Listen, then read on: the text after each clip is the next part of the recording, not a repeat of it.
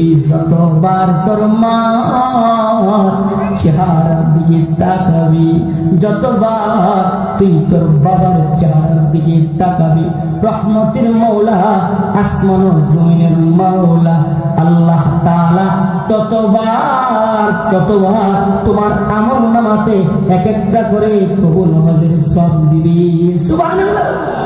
মা বাবা দুষ্ট তোমার জন্য